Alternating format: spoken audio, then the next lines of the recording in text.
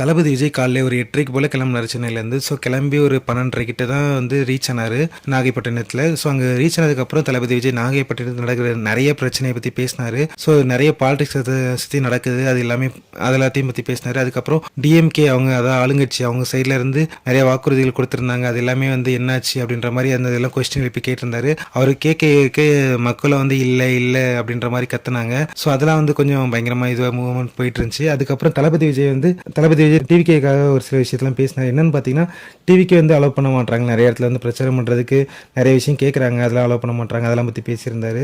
அதுக்கப்புறம் இவ்வளோ தான் பேசணும், 10 நிமிஷம் தான் பேசணுன்னுலாம் சொல்கிறாங்களே, அந்த ரெஸ்ட்ரிக்ஷன் பற்றிலாம் பேசினார். அதுக்கப்புறம் பிளேஸ் வந்து கேட்கும்போது ஒரு பெரிய பிளேஸாக கேட்குறோம், பட் ஆனால் வந்து ரொம்ப கம்மியாக சின்ன பிளேஸாக பார்த்து கொடுக்குறாங்க. ஸோ மக்கள் கூட்ட நெரிசல் எங்கே அதிகமாக இருக்கும் அந்த பிளேஸாக பார்த்து கொடுக்குறாங்க அப்படின்ற மாதிரி இருக்கிற எல்லா குற்றச்சாட்டுகளும் சொன்னார்.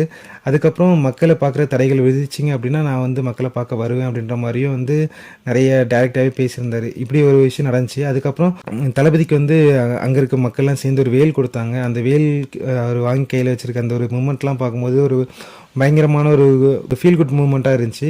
ஸோ அதெல்லாம் பார்க்க நல்லா இருந்துச்சு. இது ஒரு பக்கம் நடந்துச்சு நாகையில்.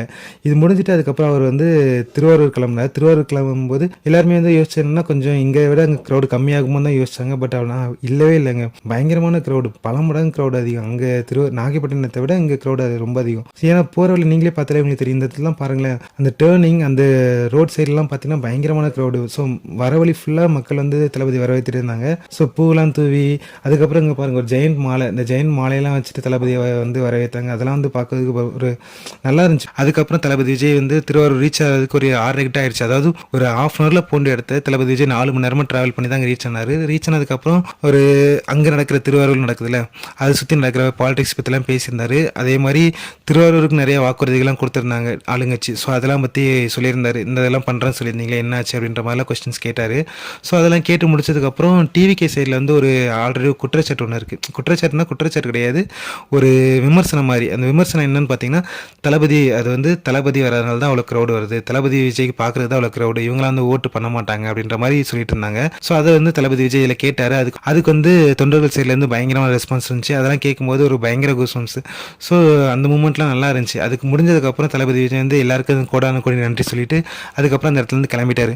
தளபதி விஜய் கரெக்டாக ஒரு கிளம்பிட்டார். சனிக்கிழமை அவர் பிரச்சாரம் முடிஞ்சிருச்சு, அவர் கிளம்பிட்டார். ஆனால் நெக்ஸ்ட்டு ஒரு 1 வீக்குக்கு ஹேட்டர்ஸ்க்கு வந்து பயங்கரமான ஒரு கதறல்ஸ் இருக்குங்க. இப்போவே ஆரம்பிச்சிட்டாங்க. இப்போவே சோசியல் மீடியா எடுத்து பார்த்தாலே தெரியுது, தளபதி விஜய் பற்றி இப்போவே பேச ஆரம்பிச்சிட்டாங்க. இன்னும் இப்போவே ஆரம்பிச்சிட்டாங்கன்னா இந்த 1 வீக் அப்போவே சொல்ல வேணும், பயங்கரமாக கதற போகிறாங்க. ஸோ தளபதி விஜய் நிம்மதியாகவே படுத்து தூங்கிறாரு. அதுக்கடுத்த சனிக்கிழமை வந்து அவர் பேசுவார். அதுக்கப்புறம் வந்து அவர் தூங்கிறாரு. அதுக்கப்புறம் அடுத்த வாரம் ஃபுல்லாக அவங்க கதறுவாங்க.